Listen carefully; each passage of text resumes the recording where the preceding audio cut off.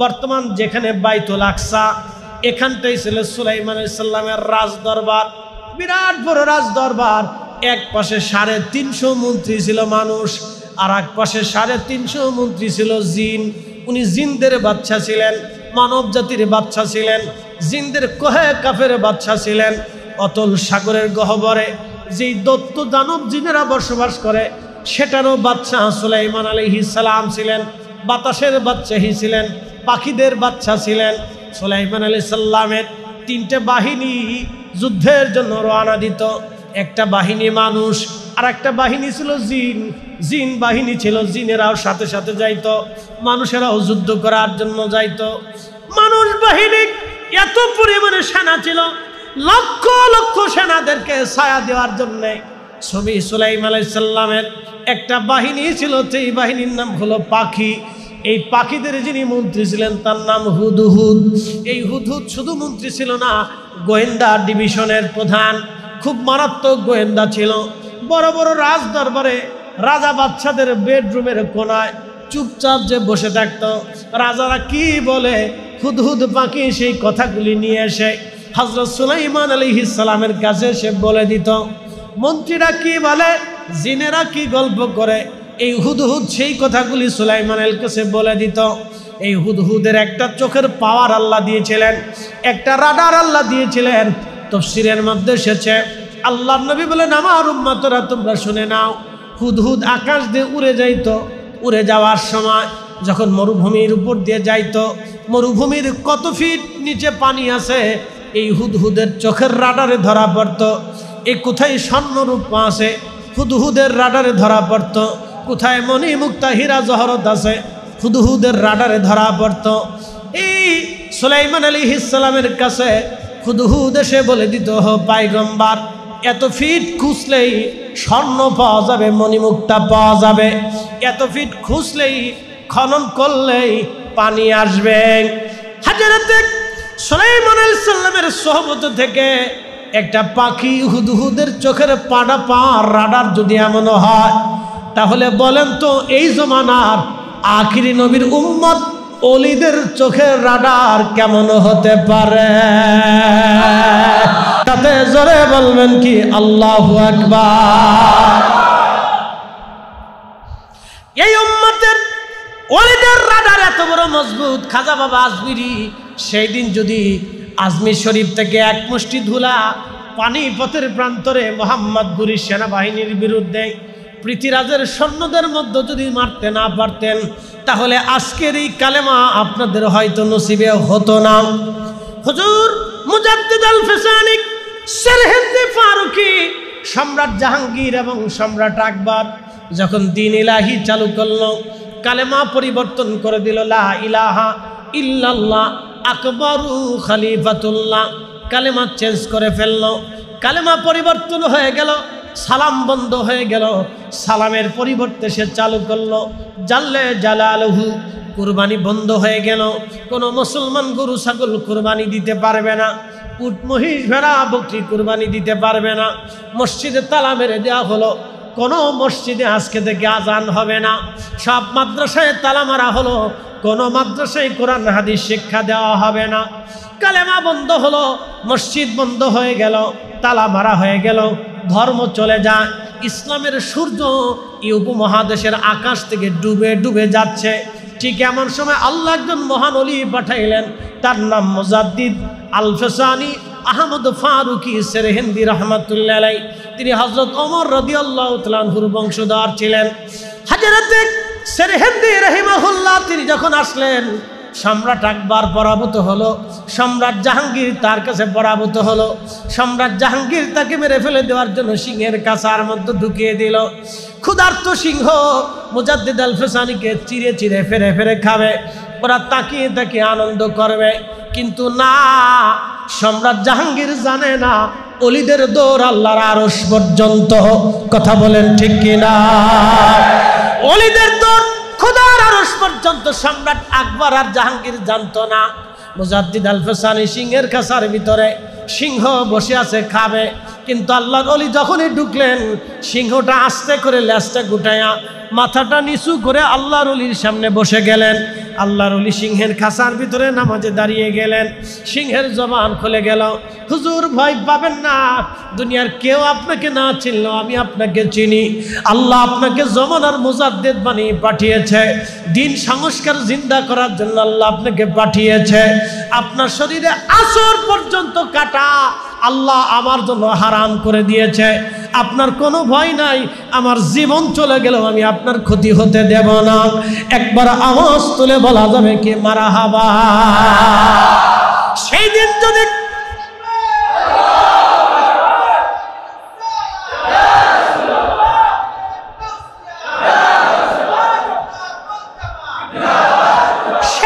যদি মুজাদ্দিদ আল ফিসানি সেরহিন্দি রাহমাতুল্লাহ আলাইহি সিংহের খাঁচার ভিতরে সিংহের কবলে যদি পড়ে যান, সিংহ যদি তাকে খেয়ে ফেলতো, তাহলে আজকের এই কালেমা আপনার নসিবে হতো না। কালেমা লা ইলাহা ইল্লাল্লাহ মুহাম্মাদুর রাসূলুল্লাহ সাল্লাল্লাহু আলাইহি ওয়াসাল্লাম, এই কালেমা আর থাকতো না।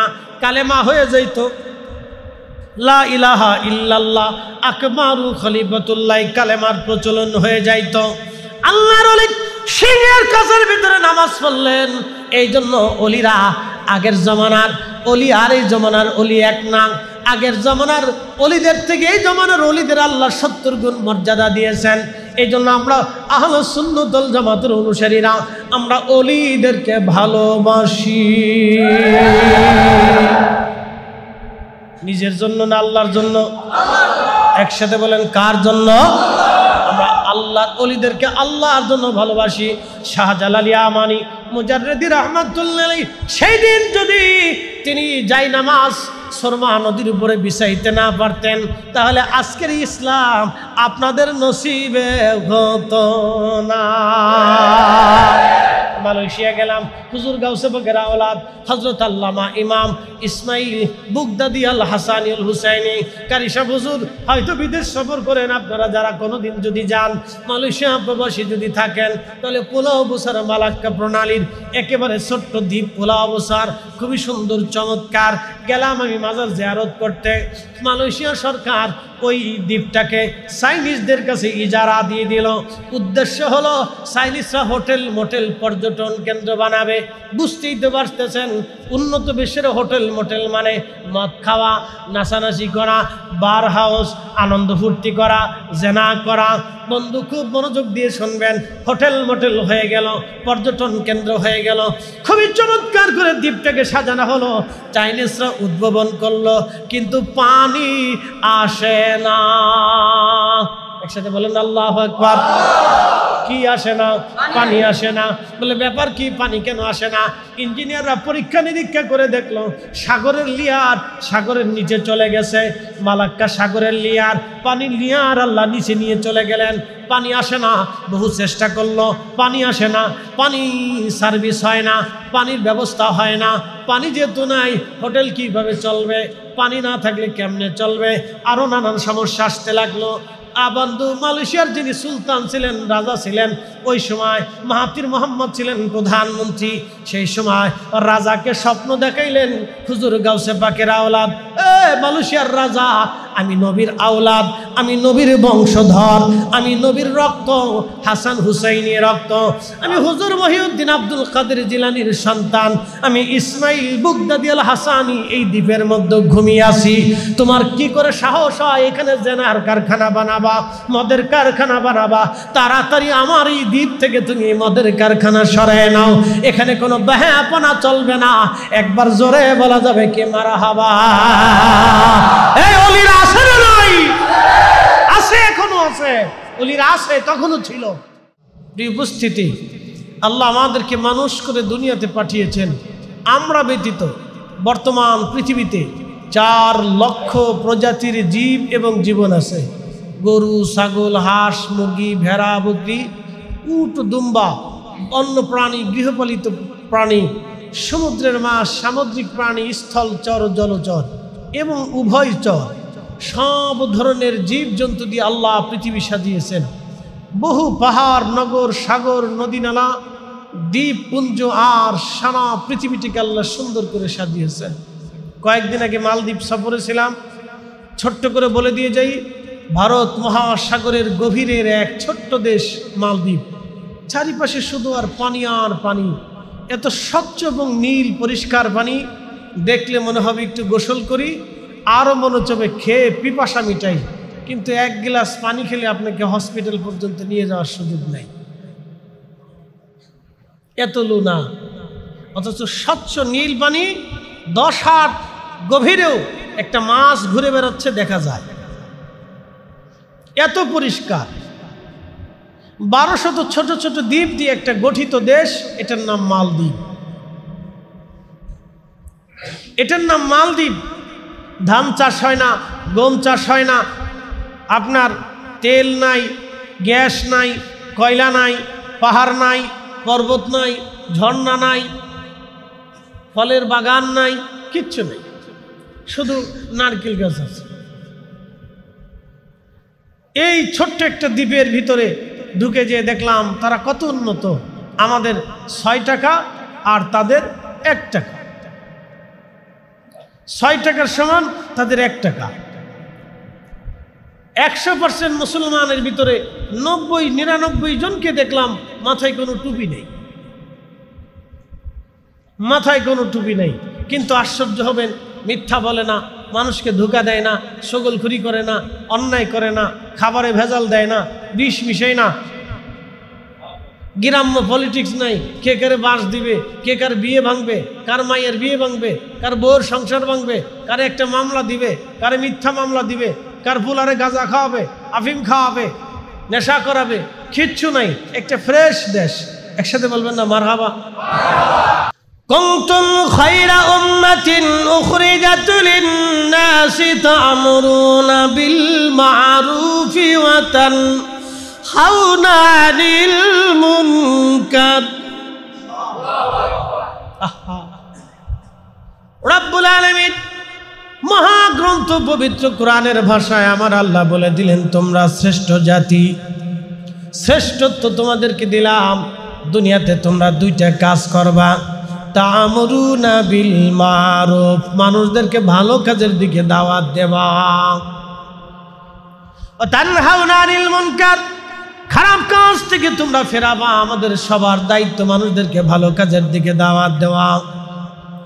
আমাদের সবারই দায়িত্ব ছিল মানুষদেরকে ভালো কাজের দাওয়াত দেওয়া।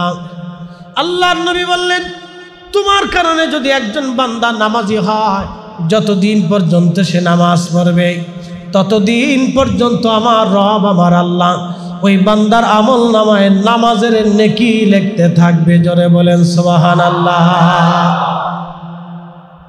আজকে আপনাদেরকে এখানে দাওয়াত করে আনা হয়েছে না? আপনারা আসছেন না? যারা ইন্তজাম করছেন, আপনার যত নেকি হয়েছে, যারা ইন্তজাম করেছেন, যারা অর্থ দিয়েছেন, যারা সহযোগিতা করেছেন, তাদের সবার আমল নামায় সমপরিমাণে নেকি দেওয়া হবে। আপনার এক অংশ কম দেওয়া হবে না।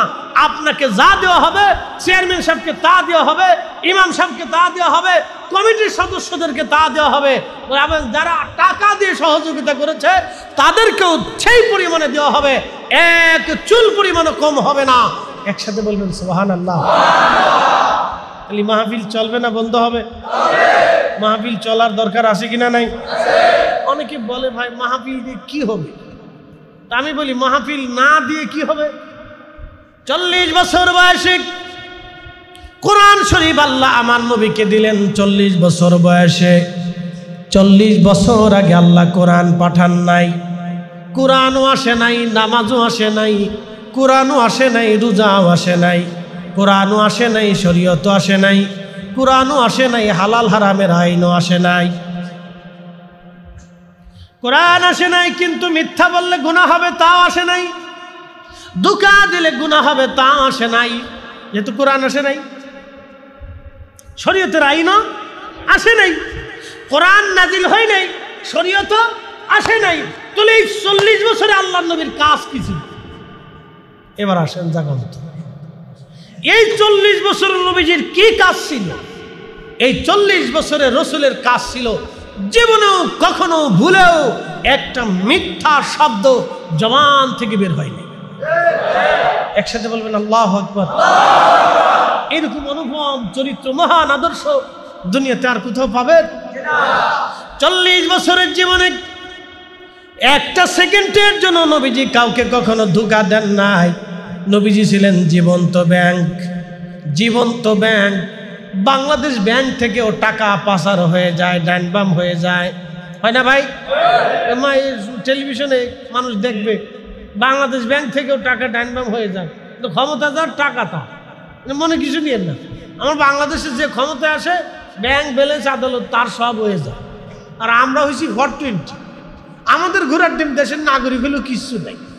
আমরা কতদূর খালি খালি ভাত খাই আর ঘুমাই আর বাথরুম করি না, আমরা কিছু নেই।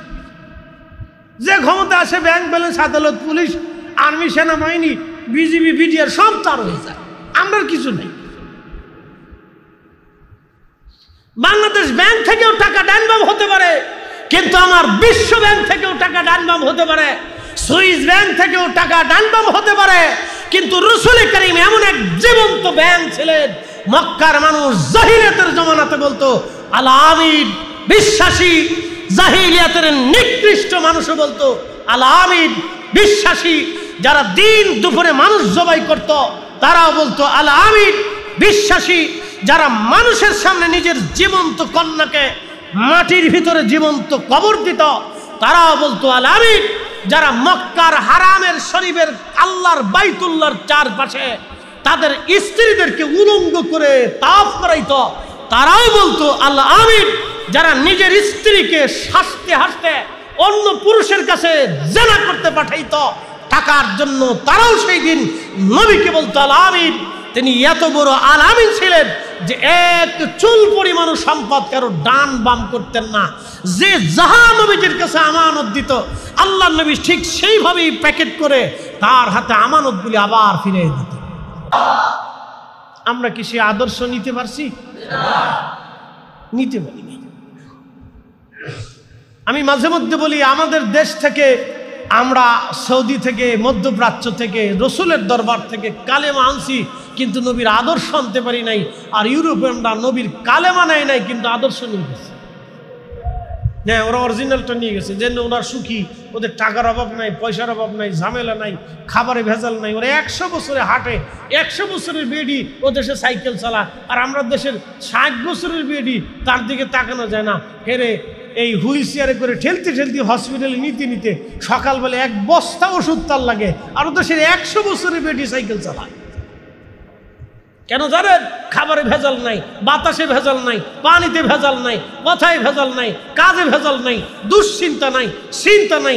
আমাদের দেশের মহিলারা বাচ্চা কাচ্চা হওয়ার পরে চিন্তা করো কি খাওয়াবো কি, ব্যবসা দিব কি, কাজ দিব কি, ওর উপার্জন হবে কি। একটা মার চিন্তা করতে করতে জীবন শেষ হয়ে যায়। কি কথা কন না কেন?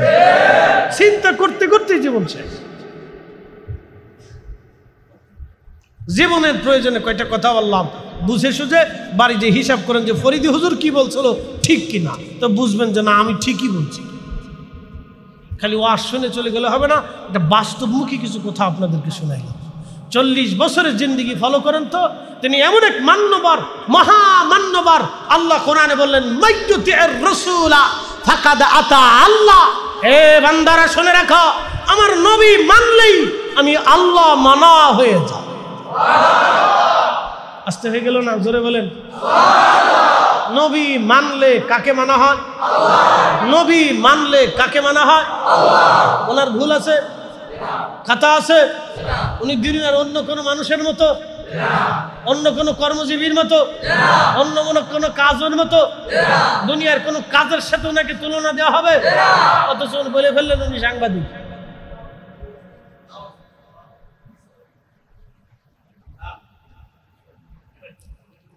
বললে আপনারা বলবেন বিরোধিতা করেন। না, আমরা কারো বিরোধিতা করি না, তবে রসুলের সম্মানকে হানি করলে আমরা এখানে চুপ থাকতেই পারি না। কথা বলেন ঠিক কিনা? কারো বিরোধিতা করি, আল্লাহর কসম করে বলি কারোর সাথেই আমাদের দুশ্মনী নেই, না কারোর সাথেই দুশ্মনী নেই। কিন্তু শানে রিসালাতকে যদি আমার বাপও ছোট করে দেখে, তো এই সময় আমরা বাপকেও চিনি না, আমরা বাপকেও চিনি না। হিসাব সহজ করে নিয়ে, কঠিন কিছু না বাপ, একেবারে সহজ হিসাব। এই সময় পৃথিবীর কাউকে চিনবেন না। বলে হুজুর কারণ কি? লা ইউমিন, নবীজি বলছেন লা ইউমিন আহাদুকুম হাত্তা আকুনা আহাব্বা ইলাইহি মিন ওয়ালিদিহি। এই হাদিস বর্ণনার একটা সারমর্ম আপনাদেরকে শোনাই। হযরত ওমর রাসূলের দরবারে আসছে, নবী জিজ্ঞেস করলেন, ওমর তুমি আমাকে ভালোবাসো? বলে, হ্যাঁ ইয়া রাসূলুল্লাহ, আপনাকে আমি অবশ্যই ওমর ভালোবাসি। নবীজি বললেন, ওমর কেমন করে ভালোবাসো? বলে, ইয়া রাসূলুল্লাহ, ইয়া হাবিবাল্লাহ, আমার সন্তান সন্ততি আমার সব কিছু থেকে আপনাকে বেশি ভালোবাসি। নবী বললেন, তোমার জীবন থেকে বেশি ভালোবাসো? হযরতের ওমর তখন চিন্তা করে বললেন, না ইয়া রাসূলুল্লাহ, জীবনের থেকে বেশি আপনাকে ভালোবাসার মতো সেই এই অন্তর আমাকে সাক্ষ্য দিচ্ছে না। তখন রাসূল বলে, লা ইউমিন আহাদুকুম হাত্তা আকুনা হাব্বা ইলাইহি মিন ওয়ালিদিহি ওয়া ওয়ালাদিহি ওয়ান নাসি আজমাইন। তখন হযরত ওমর রাদিয়াল্লাহু আনহু মাটির ভিতরে গোড়াগড়ি করতে লাগলেন, চিৎকার মেরে মেরে কাঁদতে লাগলেন, হায় আফসোস, ওমরের জিন্দেগি বরবাদ হয়ে গেল, সেই ঈমানের স্বাদ এখনো নিতে পারল না। না আসতে হলো কেন, জোরে বলেন। সেই ঈমানের স্বাদ এখনো ওমর নিতে পারল না। এরপরে হযরত ওমর ডেকে বলেন, ইয়া রাসূলুল্লাহ, আমার অন্তর সাক্ষী দিতেছে আমার জীবনের চাইতে আপনাকে বেশি ভালোবাসি। নবীজি জবাব দিলেন, ওমর রে, তাহলে তুমি শুনে নাও, তুমি এই ইমানদার হতে পেরেছ। নবী বললেন, তোমার জীবনের চাইতে, সম্পদের চাইতে, দুনিয়ার চাইতে, পিতা মাতার চাইতে, তোমার সন্তান থেকেও যদি বেশি ভালোবাসতে না পারো, ইমানের স্বাদ তোমার হবে না, ইমানদার হবে না, ইমানদার হবে না। এই হাদিসের দিকে তাকায়া নবীর শানকে কেউ যদি ছোট করে দেখে, আমরা এই সময় জবান বন্ধ রাখতে পারবো না। কথা বলেন ঠিক কিনা? এই সময় জবান বন্ধ রাখলে আপনি খেয়ানত করবেন, অনেক বড় খেয়ানত হবে। আল্লাহি বিল্লাহি তাল্লাহি ও আসমান ওয়ালার কসম, তো জমিন ওয়ালার কসম ও মুলক মালিকের কসম করে বলতেছি, সেই দিন আল্লাহর আদালতে রসুলের বারগাহের সামনে দাঁড়াইতে হবে। সেই দিন আল্লাহর নবী বলবেন, হে রব, আমার এই উম্মত আমার ইজ্জত হানি, সম্মান হানির সময় সে মুখ বুজেছিল এবং সে আমার পক্ষ অবলম্বন করে নাই। হে রব, আমি তার ফয়সালা চাই। সেই দিন কোন চেহারা নিয়ে আল্লাহর সামনে দাঁড়াবেন একটু হিসাব করে কবরে যায়েন। দাঁড়াইতেই হবে, রাস্তা হবে না। এই জন্য কারো দিকে তাকাবেন না।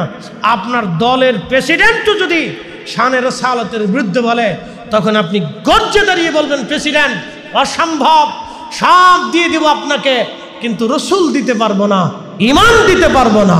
কথা বলেন ঠিক না বেঠিক?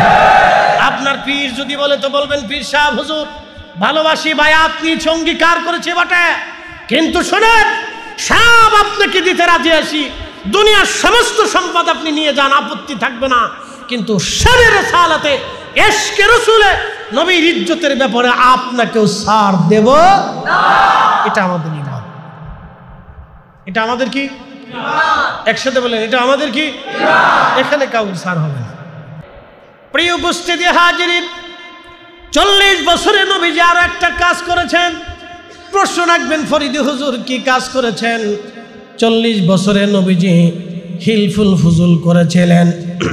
হিলফুল ফুজুল কি? হিলফুল ফুজুল মানে একটা সংগঠন নবীজি করে দিয়েছিলেন। সংগঠন কেন করা হলো? তখনকার দিনে আউস এবং খাজরাজ দুইটা গোত্র ছিল, বিরাট বড় বড় গোত্র। এরা উটকে পানি খাওয়ানো নিয়ে মারামারি লাগাইলো, যুদ্ধ লাগিয়ে দিল। এই যুদ্ধ 40 বছর পর্যন্ত স্থায়ী হলো, একদিন আর 2 দিন না, 40 বছর পর্যন্ত যুদ্ধ চলতে লাগলো। উটকে পানি খাওয়ানো নিয়ে আমাদের দেশে বিয়ে বাড়ি মারামারি হয় খাবার নিয়ে, ধরে বলেন, অনেক বিয়ে ভেঙে যায় খাবার নিয়ে। আচ্ছা বলেন তো, খাবার নিয়ে মারামারি, বলে গোশত কম দিলি কে? ফোলা কি ভাইসে আইছে? মায়া পক্ষকে আমার মাইয়ে কি ভাইসে গেছে নাকি যে তোর ফোলার লোকে বিয়ে দেবো? যা, এই শুরু হয়ে গেছে বিরাট যুদ্ধ, বিশ্বযুদ্ধ। বাপ রে বাপ, বিয়ে বাড়ির আত্মীয়তা হবে, ঠিক তখনই শয়তান উৎফুল্ল হয়ে কাজ একটা বাধাই দিছে। যা, হ্যাঁ, শয়তান বেশি খুশি হয় বিয়ে ভাঙলে, তালাক হলে শয়তান বেশি খুশি হয়। এই শোনেন, আপনাদেরকে আজকে শিখাই দিয়ে যাই, সারা জীবনে আমার ওয়াজ যদি শুনে থাকেন, ওয়াজ যদি বুঝে থাকেন, জীবনে কখনো কোনো সময় কোনো মেয়ে আর ছেলের তালাক হতে দিবেন না। সর্বোচ্চ চেষ্টা করবেন যাতে তালাক না হয়, তালাক যাতে না হয়, সর্বোচ্চ চেষ্টা করবেন বিবাহ বন্ধন টিকিয়ে রাখার জন্য, তালাক যাতে না হয়। কারণ তালাক হইলেই শয়তান বেশি খুশি হয়। তালাক হইলেই দুইটা ফ্যামিলি চিরতরে নষ্ট হয়ে যায়। ছেলের ফ্যামিলিও নষ্ট হয়, মেয়ের ফ্যামিলিও নষ্ট হয়। ওই মেয়ের থেকে যত সন্তান আসবে তাদের সারা জিন্দিগি ভুগতে হয়। ওই ছেলের পরিবার থেকে আবার বিয়ে করে যত সন্তান আসবে তাদেরকে জীবনের শেষ সময় পর্যন্ত ভুগতে হয়। বিয়ে শাদী করলে হিসাব করে করবে, আর করলে সারাসারি চিন্তা মাথার ভিতরে আনবেনই না।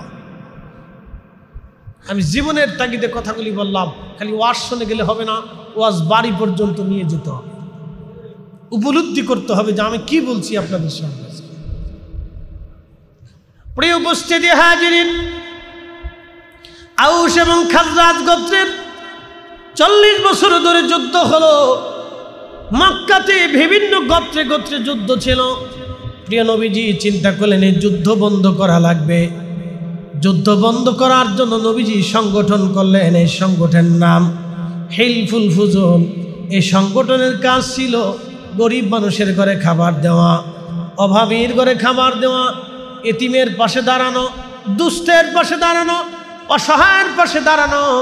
হিলফুল ফুজুলের কাজ ছিল গরিব মানুষের মাঝে খাবার বিতরণ করা এবং অসুস্থ মানুষকে সেবা দেওয়া, আশ্রয়হীন মানুষকে আশ্রয় দেওয়া।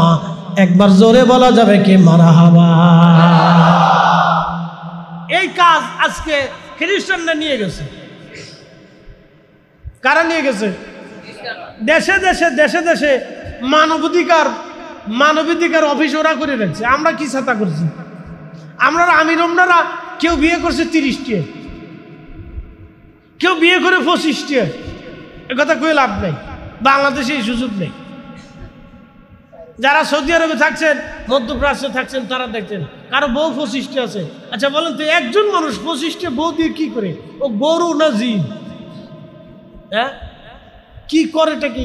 25টি বউ দিয়ে কি করে? আপনার কি মন বলে সে হক আদায় করতে পারে? হ্যাঁ, জীবনও তো না। একমাত্র পৃথিবীতে একজন সুপুরুষ ছিল, তিনি হযরত সৈয়দনা সুলাইমান আলাইহিস সালাম। 1000 স্ত্রী ছিল। যেমনি সুবহানাল্লাহ কইতেছেন মনে হয় আপনারও আছে, চিন্তা ভাবনা করছে।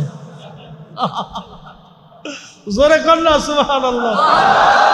বলে ফরিদি সাহেব আজগুবি বলে না, ইমাম ইবনে কাসির আল বিদায়াতে লিখছে 1000 স্ত্রী ছিল, দাসীবাদী সহ। ওনার 100 স্ত্রীর সাথে এক রাতে 100 জন স্ত্রীর সাথে সময় দিয়েছেন। জোরে কর, জোরে জোরে জোরে না হয় না, আরো জোরে কর। দুর্বল মেরেন না, দুর্বল মেরেন না, মনে সাহস রাখে। জোরে বলেন আল্লাহু আকবার। কত স্ত্রী? 100 জন বিবির সাথে এক রাতে সময় দিয়েছে। সহিহ বুখারীর হাদিস কিতাবুল আম্বিয়াতে আসছে। আমি বানান্য গল্প বলতেছি না, আল্লাহর মেহবুব নিজে বলেছেন 100 স্ত্রীর সাথে সময় দিয়েছেন। সুপুরুষ ছিলেন। নবীজি বললেন সুপুরুষ ছিলেন, একটা বেড়া ছিলেন। 100 স্ত্রীর সাথে এক রাতে সময় দিয়েছেন। এখন আপনাকে যদি জিজ্ঞেস করি 12 ঘন্টার রাত এবার ভাগ করেন, 100 জনকে কিভাবে ভাগ করবেন? আপনি ভাগ করে দেন। এটা মুজেজা। একসাথে বলেন এটা কি? জোরে বলেন এটা কি? মুজেজা। নবীদের সাথে কোন ব্যক্তির তুলনা দিলে এটা বড় বেমানান হবে, বেঈমানি হবে, নাফরমানি হবে। কথা বলেন ঠিক না বেটে? আমার নবীজির স্ত্রী, আমাদের মা কয়জন ছিল? 11 জন। একসাথে বলবেন না মারহাবা? কতজন ছিল? 11 জন মা ছিল আমাদের। কতজন মা? 11 জন মা ছিল। আমাদের আম্মা ছিলেন 11 জন। আমি আমার মসজিদে, হাউজিং মসজিদে একদিন দাঁড়া বললাম, ভাইরে আপনারা তো অনেকেই রসুলকে নিজেদের মতো ভাবেন, তা আমার নবীজির 11 জন স্ত্রী, আমাদের 11 জন আম্মা ছিলেন, তা আপনারা যদি সম্ভব হয় তো 11 জন স্ত্রী গ্রহণ করেন। 6 মাস পরে যদি বুড়িগঙ্গার পানির ভিতরে না চুবাইছে তো আমি গরিবাদ দিয়ে চুরি করব।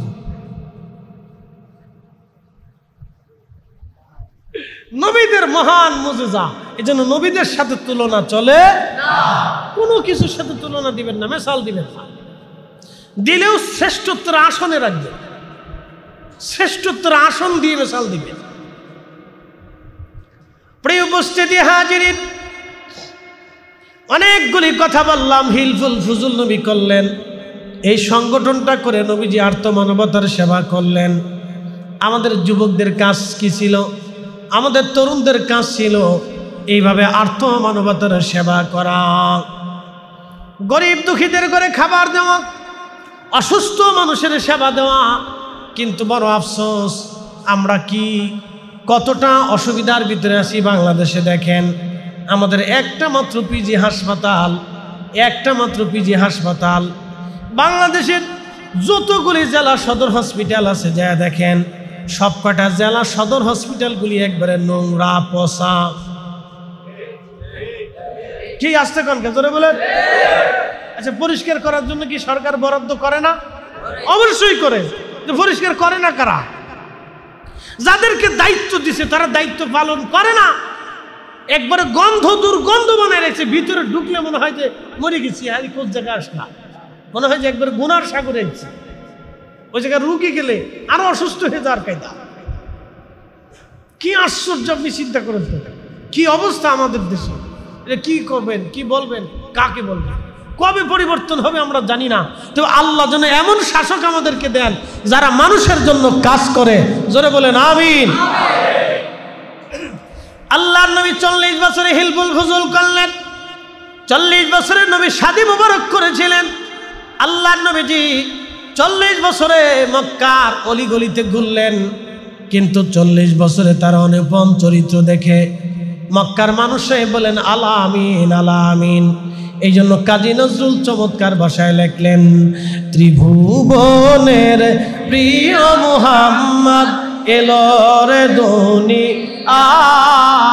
আয় রে, সাগর আকাশ বাতাস দেখবি যদি আয় রে, সাগর আকাশ বাতাস দেখবি যদি। ধুলির ধরা বেহেশত আজ জয় করিল, দিল রে লাজ। আজকে খুশির ঢল নেমেছে ধূসর সাহারা রে, সাগর আকাশ বাতাস দেখবি যদি আয় রে, সাগর আকাশ বাতাস দেখবি যদি। প্রিয় উপস্থিতি, 40 বছরের জীবনের মুক্তাসার একটা পাঠ আমি আপনাদেরকে শোনাইলাম। 40টা বছর নবীজি চলে যাওয়ার পরে কোরআন নাজিল হলো। কোরআন আসার পরে শরীয়ত আসলো, নামাজ আসলো, রোজা আসলো, হজ আসলো, যাকাত আসলো, আনুষঙ্গিক ইবাদত, সুন্নত, মুস্তাহাব, ওয়াজিব, ফরজ এগুলি আসতে লাগলো। 40 বছরে পরে যায় কোরআন আসলো, বিধান আসলো, শরীয়ত আসলো। কিন্তু এই 40 বছরে নবীজির অনুপম চরিত্রের আধার ছিলেন। এই জন্য হাসান বিন সাবিত কবিতার ছন্দ দিয়ে তিনি লিখলেন, ইন্নাকা উলিতা মুবাররান মিন কুল্লি আইব কাআন্নাকা কদ খুলিকতা কামা তাশা। নবীজি, আপনি দুনিয়াতে এসেছেন, আপনার আগে পরে কোনো অপরাধ নাই, কোনো আইব নাই, কোনো দোষ নাই, কোনো ত্রুটি নাই, কোনো খাতা নাই, কোনো ভুল নাই। আর আপনার এই পবিত্র সুন্দর অবয়ব, আপনার এই জিসম সৃষ্টি করার আগে মনে হয় আমার রব, আমার আল্লাহ আপনার সাথে পরামর্শ করে নিয়েছিল। একবার জোরে বলা যাবে কি মারহাবা? আল্লাহুম্মা সাল্লি আলা। মাশাআল্লাহ, আল্লাহু আকবার। ওয়া আলা আলি সাইয়্যিদিনা।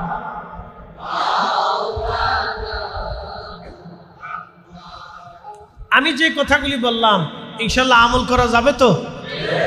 আমরা কাউরে ধোঁকা দেব মালে কম দেব, মালে ভেজাল দেব, মানুষে এই সম্পদ অর্থ মেরে খাবো, হালাল খাবার।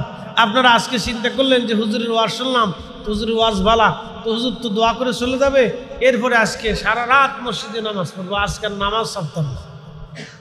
তো নামাজে দাঁড়াইছেন, সারা রাত নামাজ পড়লেন, তাহাজ্জুদ পড়লেন, ফজর পড়লেন, কিন্তু ওযু নাই, বলেন নামাজ হবে? তো ওযু ছাড়া যেমন নামাজ হয় না, হালাল খাবার ব্যতীত ইবাদত কবুল হয় না। একসাথে বলেন, হয় হয় হয়। আচ্ছা বলেন, যারা খাবারের ভিতরে ভেজাল দিয়ে বেশি অর্থ কামাই করে, রুটি রুজি কামাই করে, ওরা যারা হজে যায় তার হজের অবস্থা কি? না একসাথে বলেন, জোরে বলেন। তার গরুর গোশতের অবস্থা কি? শুয়োরের গোশত আর গরুর গোশতের মধ্যে কোনো তফাৎ আছে? যারা ঘুষ খায়, বলেন তার খাসির গোশতের অবস্থা কি? খাসির গোশত আর কুকুরের গোশতের মধ্যে কোনো পার্থক্য আছে? বলে এটাও হারাম, ওটাও হারাম, এটাও হারাম, ওটাও হারাম। এই লোকে যদি হজ করে তাহলে হজ কি হবে? একসাথে বলেন, হবে। রোজা রাখার পরে সন্ধ্যাবেলা শুধু বিরিয়ানি দিয়ে ইফতার করে, তার রোজা হবে? বলে কারণ কি? ইফতারি ভেজাল, খাবারে ভেজাল, পানিতে ভেজাল, কাপড়ে ভেজাল, টুপিতে ভেজাল, পোশাকে ভেজাল, পায়জামায় ভেজাল, লুঙ্গিতে ভেজাল, পানিতে ভেজাল, খাবারে ভেজাল। তার মানে রক্তের ভিতরে ভেজাল, ফেসফে ভেজাল, কলিজায় ভেজাল, গোশতে ভেজাল, দেহে ভেজাল, চোখে ভেজাল, কানে ভেজাল, জবানে ভেজাল, হাতে ভেজাল, পায়ে ভেজাল, মাথায় ভেজাল, চুলে ভেজাল, সব জায়গায় তার ভেজাল।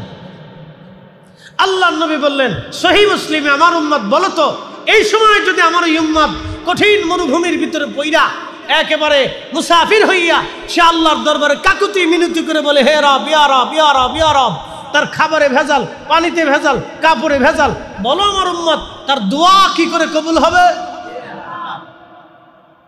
শেষ। তাহলে আমার আসল ওয়াজ বুঝতে পারছেন? আসল ওয়াজ বুঝে যান। আসল ওয়াজ এটা। ফরিদি সাহেবের মতো অলম্ব পাগড়ি মাথায় দিয়ে রাস্তায় চললো কাজ হবে না যদি খাবারে ভেজাল হয়। কে আসতে কোন কেন জোরে বলে? কাজ হবে না গো, কাজ হবে না। ওয়াজ জাগা মতো দিয়ে দিচ্ছে, জাগা মতো ওয়াজ চলে গেছে। যদি পারেন এই আমলটা করবেন, যদি পারেন তো আমল করবেন। হুজুর জীবনের তোরে আর কখনো কোনোদিনও হারামের কাছেই যাব না, এটা হলো অরিজিনাল কাজ। তাহলে আপনার সারা জিন্দেগির সারা দিন পরে যদি একবারও আল্লাহ বলেন তা বহুত পরিমাণ হবে। আর যদি হারাম খাইয়া সারা রাত ভরেও যদি মসজিদে বসে আল্লাহ আল্লাহ আল্লাহ আল্লাহ আল্লাহ আল্লাহ আল্লাহ করেন, একটা ডাকু আল্লাহর দরবারে কবুল হবে না।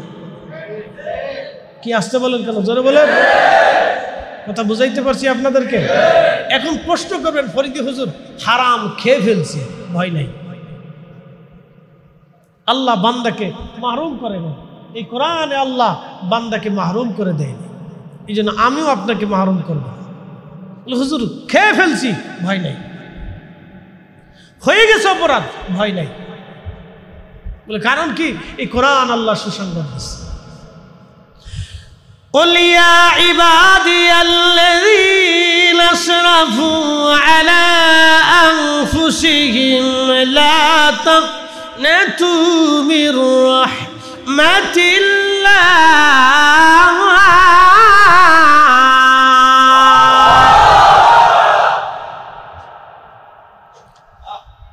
إن الله يغفر الذنوب جميعا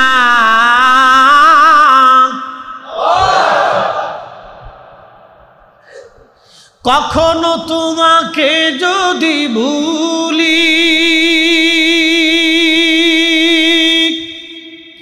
হেদায়েতের আলো জেলে নিয় কাছে তুলি, ঠাঁই দিও প্রিয়তম ও গো মহিয়ান, তুমি রহমান, তুমি মেহেরবান, অন্ধ গাহে না শুধু তোমারি গুণগান, অন্ধ গাহে না শুধু তোমারি গুণগান, বুঝেও বুঝে না তবু শান, তুমি রহমান তুমি মেহেরবান।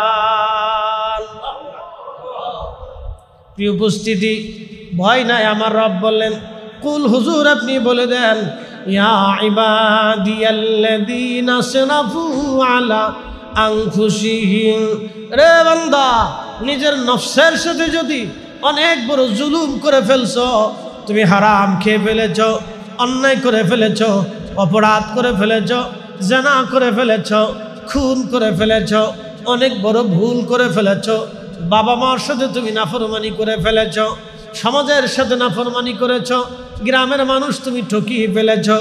বান্দা, চিন্তার কোনো কারণ নাই, ভয়ের কোনো কারণ নাই। লা তাকনাতু মির রাহমাতিল্লাহ। তোমার গুনার পাহাড় যদি একেবারে 7 আসমান 7 জমিন পর্যন্ত একেবারে ভরেও যায়, তাও তুমি চিন্তা করিও না, আমার রহমত থেকে তুমি নিরাশ হও না। ইন্নাল্লাহা ইয়াগফিরুয যুনুবা জামিআ, নিশ্চয় অবশ্যই আমি রব্বুল আলামিন তোমার জীবনের সমস্ত গুনাহগুলি আমি আল্লাহ মাফ করে দেব। ঠিক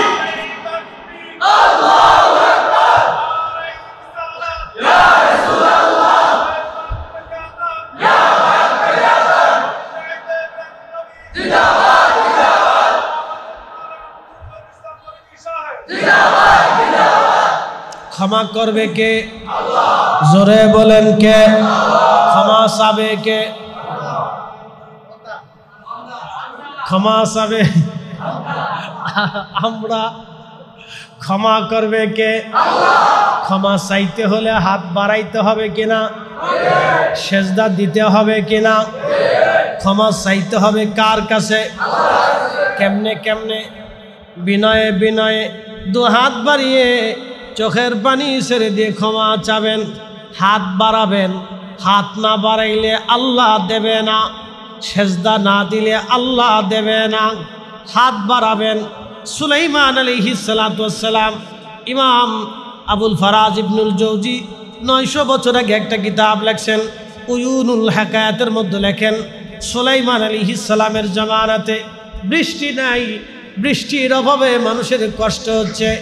সমস্ত লোকেরা এসে বলল, নবী সুলাইমান, দুনিয়ার বাদশাহী আল্লাহ আপনাকে দিয়েছে, তামাম পৃথিবীর বাদশা আল্লাহ আপনাকে বানিয়েছে, হুজুর বৃষ্টি নাই, আপনি আল্লাহর কাছে বলে বৃষ্টি এনে দেন। নবী সুলাইমান আলাইহিস সালাম বললেন, হে আমার উম্মতেরা, বৃষ্টি তো তোমরা চাও, তাহলে আমার সাথে চলো, আমরা সালাতুল ইস্তিসকার নামাজ পড়ব। বর্তমান যেখানে বাইতুল আকসা, এখানটাই ছিল সুলাইমান আলাইহিস সালামের রাজ দরবার, বিরাট বড় রাজ দরবার। এক পাশে 350 মন্ত্রী ছিল মানুষ, আর এক পাশে 350 মন্ত্রী ছিল জিন। উনি জিনদের বাদশা ছিলেন, মানব জাতির বাদশা ছিলেন, জিনদের কোহে কাফের বাদশা ছিলেন। অতল সাগরের গহ্বরে যেই দত্ত দানব জিনেরা বসবাস করে, সেটারও বাদশা সুলাইমান আলাইহিস সালাম ছিলেন। বাতাসের বাদশাহী ছিলেন, পাখিদের বাদশা ছিলেন। সুলাইমান আলাইহিস সালামের 3টে বাহিনী যুদ্ধের জন্য রওনা দিত। একটা বাহিনী মানুষ, আর একটা বাহিনী ছিল জিন। জিন বাহিনী ছিল, জিনেরাও সাথে সাথে যাইতো, মানুষেরাও যুদ্ধ করার জন্য যাইতো। মানুষ বাহিনী এত পরিমাণে সেনা ছিল, লক্ষ লক্ষ সেনাদেরকে ছায়া দেওয়ার জন্য। ছবি সুলাইমান আলাইহিস সালামের একটা বাহিনী ছিল, সেই বাহিনীর নাম হলো পাখি। এই পাখিদের যিনি মন্ত্রী ছিলেন তার নাম হুদহুদ। এই হুদহুদ শুধু মন্ত্রী ছিল না, গোয়েন্দা ডিভিশনের প্রধান, খুব মারাত্মক গোয়েন্দা ছিল। বড় বড় রাজ দরবারে রাজা বাদশাদের বেডরুমের কোনায় চুপচাপ যে বসে থাকত, রাজারা কি বলে হুদহুদ পাখি সেই কথাগুলি নিয়ে এসে হযরত সুলাইমান আলাইহিস সালামের কাছে এসে বলে দিত। মন্ত্রীরা কি বলে, জিনেরা কি গল্প করে, এই হুদহুদ সেই কথাগুলি সুলাইমানের কাছে বলে দিত। এই হুদহুদের একটা চোখের পাওয়ার আল্লাহ দিয়েছিলেন, একটা রাডার আল্লাহ দিয়েছিলেন। তাফসীরের মধ্যে এসেছে, আল্লাহর নবী বলেন, আমার উম্মতরা তোমরা শুনে নাও, হুদহুদ আকাশ দিয়ে উড়ে যাইতো। উড়ে যাওয়ার সময় যখন মরুভূমির উপর দিয়ে যাইতো, মরুভূমির কত ফিট নিচে পানি আছে এই হুদহুদের চোখের রাডারে ধরা পড়তো। এই কোথায় স্বর্ণরূপা আছে হুদহুদের রাডারে ধরা পড়তো, কোথায় মণি মুক্তা হীরা জহরত আছে হুদহুদের রাডারে ধরা পড়তো। এই সুলাইমান আলাইহিস সালামের কাছে হুদহুদ এসে বলে দিত, পয়গম্বর, এত ফিট খুঁজলেই স্বর্ণ পাওয়া যাবে, মণিমুক্তা পাওয়া যাবে, এত ফিট খুঁজলেই খনন করলেই পানি আসবে। হযরত সুলাইমান আলাইহিস সালামের সোহবত থেকে একটা পাখি হুদহুদের চোখের পাড়া পার রাডার যদি এমন হয়, তাহলে বলেন তো এই জমানার আখিরি নবীর উম্মত ওলিদের চোখের রাডার কেমন হতে পারে? তাতে জোরে বলবেন কি আল্লাহু আকবার। এই উম্মতের ওলিদের রাডার এত বড় মজবুত, খাজা বাবা আজমিরি সেই দিন যদি আজমির শরীফ থেকে এক মুষ্টি ধুলা পানিপথের প্রান্তরে মোহাম্মদ গুরি সেনাবাহিনীর বিরুদ্ধে পৃথিরাজের সৈন্যদের মধ্যে যদি মারতে না পারতেন, তাহলে আজকের এই কালেমা আপনাদের হয়তো নসিবে হতো না। হুজুর মুজাদ্দিদ আল ফিসানি সেরহিন্দি ফারুকি, সম্রাট জাহাঙ্গীর এবং সম্রাট আকবর যখন দ্বীন ইলাহি চালু করলো, কালেমা পরিবর্তন করে দিল, লা ইলাহা ইল্লাল্লাহ আকবরু খলিফাতুল্লাহ, কালেমা চেঞ্জ করে ফেললো। কালেমা পরিবর্তন হয়ে গেল, সালাম বন্ধ হয়ে গেল, সালামের পরিবর্তে সে চালু করলো জাল্লে জালালহু, কুরবানি বন্ধ হয়ে গেল। কোনো মুসলমান গরু ছাগল কুরবানি দিতে পারবে না, উট মহিষ ভেড়া বকরি কুরবানি দিতে পারবে না। মসজিদে তালা মেরে দেওয়া হলো, কোনো মসজিদে আজকে থেকে আজান হবে না। সব মাদ্রাসায় তালা মারা হলো, কোনো মাদ্রাসায় কোরআন হাদিস শিক্ষা দেওয়া হবে না। কালেমা বন্ধ হলো, মসজিদ বন্ধ হয়ে গেল, তালা মারা হয়ে গেল, ধর্ম চলে যায়। ইসলামের সূর্য এই উপমহাদেশের আকাশ থেকে ডুবে ডুবে যাচ্ছে। ঠিক এমন সময় আল্লাহ একজন মহান ওলি পাঠাইলেন, তার নাম মুজাদ্দিদ আল ফিসানি আহমদ ফারুকি সেরহিন্দি রহমাতুল্লাহ আলাইহি। তিনি হযরত ওমর রাদিয়াল্লাহু তাআলা আনহুর বংশধর ছিলেন। হযরত সেরহিন্দি রাহিমাহুল্লাহ তিনি যখন আসলেন, সম্রাট আকবর পরাভূত হলো, সম্রাট জাহাঙ্গীর তার কাছে পরাভূত হলো। সম্রাট জাহাঙ্গীর তাকে মেরে ফেলে দেওয়ার জন্য সিংহের কাছার মধ্যে ঢুকিয়ে দিল। ক্ষুধার্ত সিংহ মুজাদ্দিদ আল ফিসানিকে চিরে চিরে ফেরে ফেরে খাবে, ওরা তাকিয়ে তাকিয়ে আনন্দ করবে। কিন্তু না, সম্রাট জাহাঙ্গীর জানে না ওলিদের দৌড় আল্লাহর আরশ পর্যন্ত। কথা বলেন ঠিক কিনা? ওলিদের দৌড় খোদার আরশ পর্যন্ত সম্রাট আকবর আর জাহাঙ্গীর জানতো না। মুজাদ্দিদ আল ফিসানি সিংহের কাছার ভিতরে, সিংহ বসে আছে খাবে, কিন্তু আল্লাহর ওলি যখনই ঢুকলেন, সিংহটা আস্তে করে লেজটা গুটায়া মাথাটা নিচু করে আল্লাহর ওলির সামনে বসে গেলেন। আল্লাহর ওলি সিংহের খাঁচার ভিতরে নামাজে দাঁড়িয়ে গেলেন।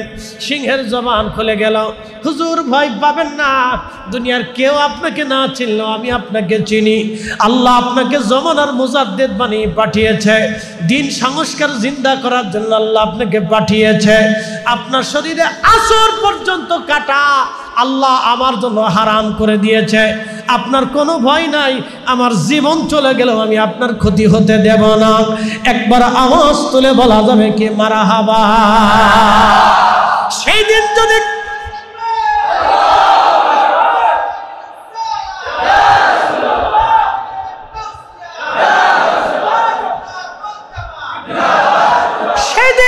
মুজাদ্দিদ আল ফিসানি সেরহিন্দি রাহমাতুল্লাহ আলাইহি সিংহের খাঁচার ভিতরে সিংহের কবলে যদি পড়ে যান, সিংহ যদি তাকে খেয়ে ফেলতো, তাহলে আজকের এই কালেমা আপনার নসিবে হতো না।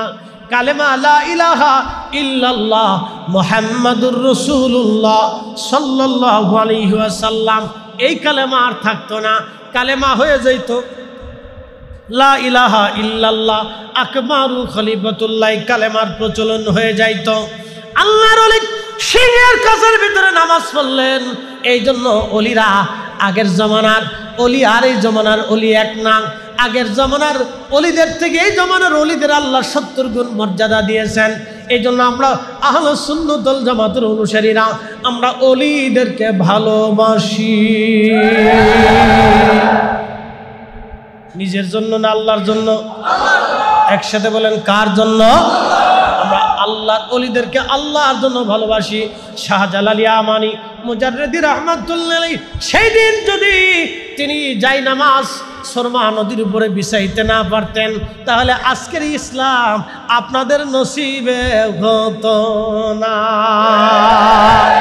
মালয়েশিয়া গেলাম, হুজুর গাউসে পাকের আওলাদ হযরত আল্লামা ইমাম ইসমাইল বুগদাদি আল হাসানি আল হুসাইনি কারি সাহেব হুজুর হয়তো বিদেশ সফর করেন, আপনারা যারা কোনোদিন যদি যান মালয়েশিয়া প্রবাসী যদি থাকেন তাহলে পোলাও বসার মালাক্কা প্রণালীর একেবারে ছোট্ট দ্বীপ পোলাও বসার খুবই সুন্দর চমৎকার। গেলাম আমি মাজার জিয়ারত করতে। মালয়েশিয়া সরকার ওই দ্বীপটাকে চাইনিজদের কাছে ইজারা দিয়ে দিল। উদ্দেশ্য হলো চাইনিজরা হোটেল মোটেল পর্যটন কেন্দ্র বানাবে। বুঝতেই তো পারতেছেন উন্নত বিশ্বের হোটেল মোটেল মানে মদ খাওয়া, নাচানাচি করা, বার হাউস, আনন্দ ফুর্তি করা, জেনা করা। বন্ধু খুব মনোযোগ দিয়ে শুনবেন, হোটেল মোটেল হয়ে গেল, পর্যটন কেন্দ্র হয়ে গেল, খুবই চমৎকার করে দ্বীপটাকে সাজানো হলো। চাইনিজরা উদ্ভাবন করলো, কিন্তু পানি আসে না। একসাথে বলেন আল্লাহু আকবার। কি আসে না? পানি আসে না। বলে ব্যাপার কি, পানি কেন আসে না?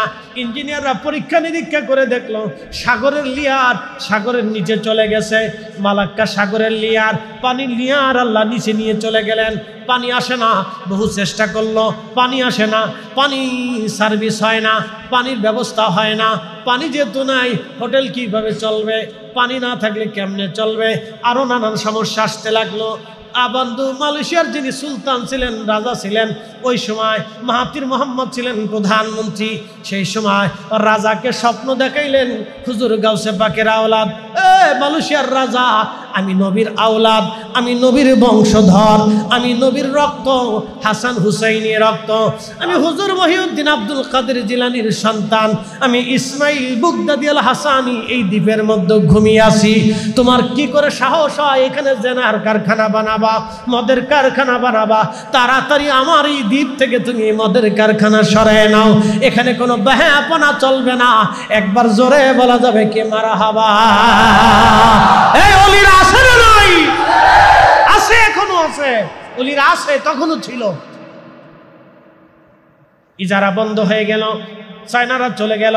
আমি ঘুরে দেখে আসছি সে হোটেল মোটেল পরিত্যক্ত অবস্থায় পড়ে আছে, এখন আর লোক যায় না।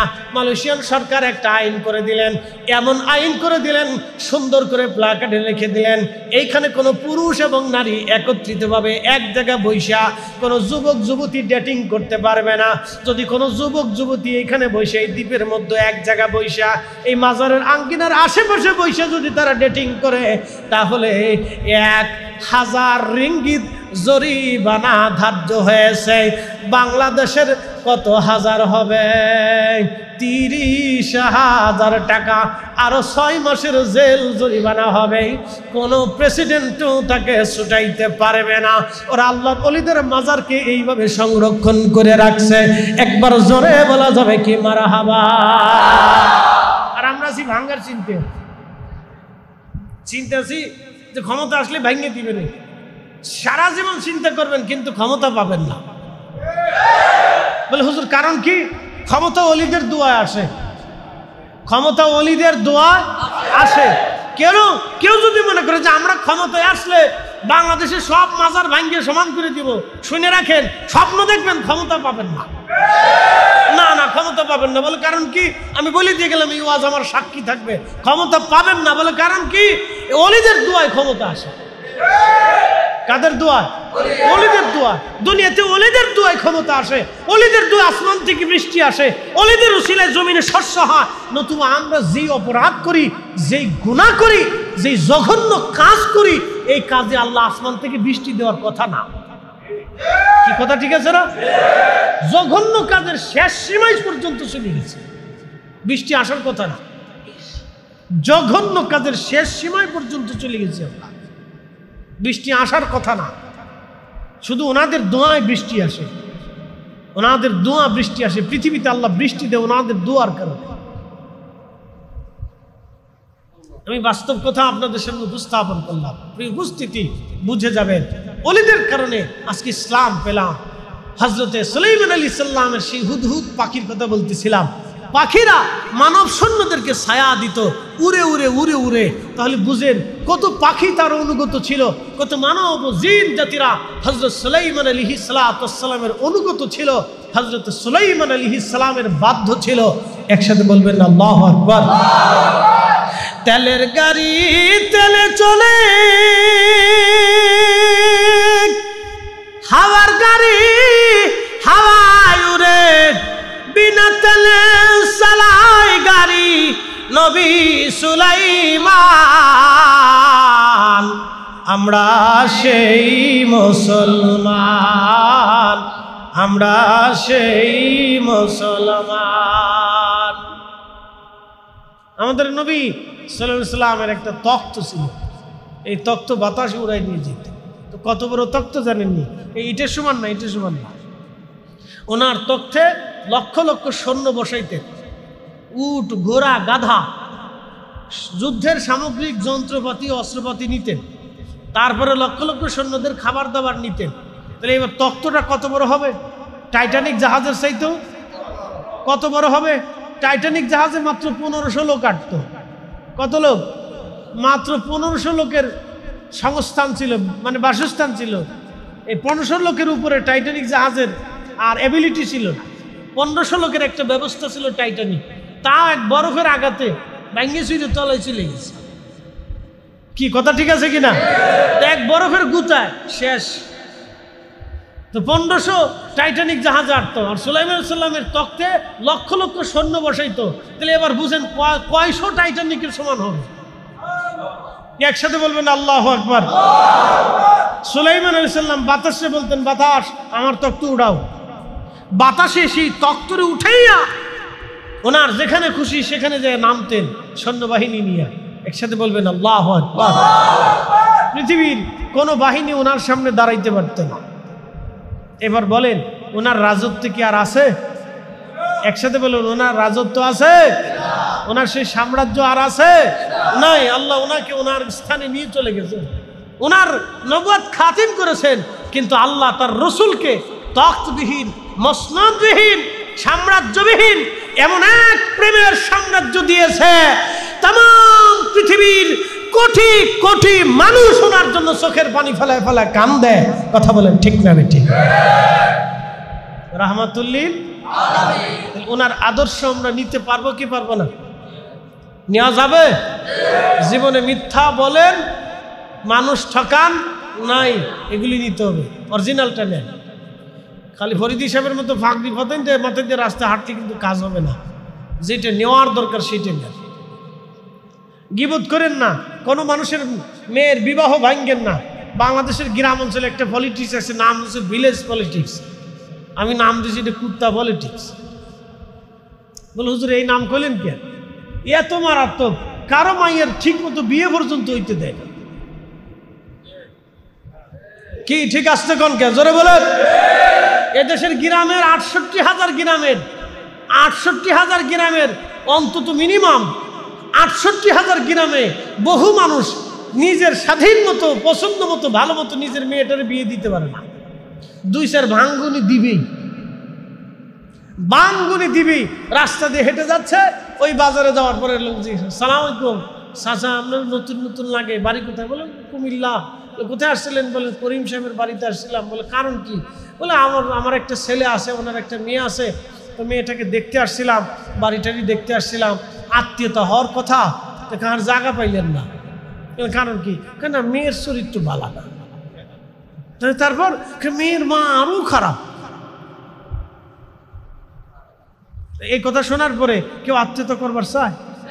এই লোক চলে গেছে, কেন না সর্বনাশ মেরে ফেলছে রে, ইজ্জত গেছে, এই লোকের সাথে আত্মীয়তা করা যাবে। এরকম ভাঙ্গানি বাংলাদেশে চলতে থাকে। এরকম আছে বাংলাদেশের প্রত্যেকটা গ্রামে, এরকম 2-4টা লোক আছে। কথা কেন আছে না নাই? আবার জিকিরও করে, কিন্তু বিরাট জিকির করে, বিরাট জিকির করে। এই জন্য আসল মানুষ হইতে, যেই চরিত্রে রাহমাতুল লিল আলামিন আমাদেরকে দিয়ে দুনিয়াকে ধন্য বানিয়ে গেছেন, সেই চরিত্র আমাদেরকে নিতে হবে। কথা বলেন ঠিক না বেঠে? আল্লাহ তৌফিক দিক, সকলে বলেন আমিন।